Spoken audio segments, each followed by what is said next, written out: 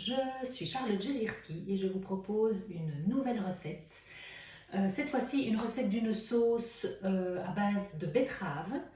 Donc on va cuire à la vapeur la betterave avec une échalote, un morceau de gingembre et quelques tomates séchées. Une fois que tout cela aura cuit à la vapeur, on va y ajouter d'autres ingrédients pour un peu assaisonner et relever la sauce. Donc on y ajoutera de la moutarde, du tamari, un peu de thym et un peu d'huile de sésame. Voilà, c'est parti pour la recette.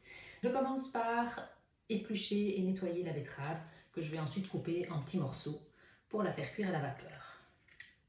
Si c'est une betterave bio, vous n'avez pas nécessairement besoin de l'éplucher tout à fait. J'enlève les parties qui sont un petit peu plus abîmées et je vais la faire cuire avec la peau.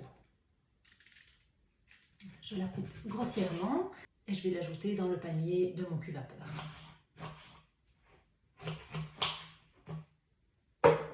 Je prends ensuite mon échalote et je vais également l'éplucher, la couper en morceaux et l'ajouter au panier du cuve-vapeur avec la betterave. Je la coupe aussi assez grossièrement, simplement parce qu'après on va mixer le tout. Donc ce n'est pas nécessaire de faire des morceaux bien homogènes et bien réguliers. Et j'ajoute aussi 2 demi-tomates séchées. Et enfin, un morceau de gingembre, l'équivalent, on va dire, d'un gros pouce de gingembre, plus ou moins 1 à 2 cm de tige de gingembre. Là aussi, si le gingembre est bio, ce n'est pas indispensable de l'éplucher, on enlève simplement les parties les plus abîmées.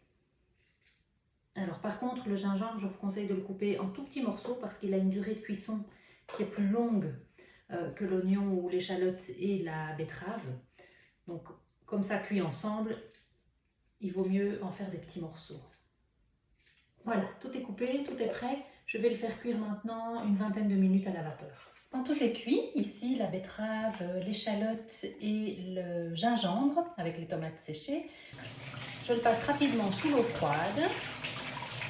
Voilà, et je verse le tout dans le blender. J'ajoute aux légumes 2 cuillères à soupe d'huile de sésame.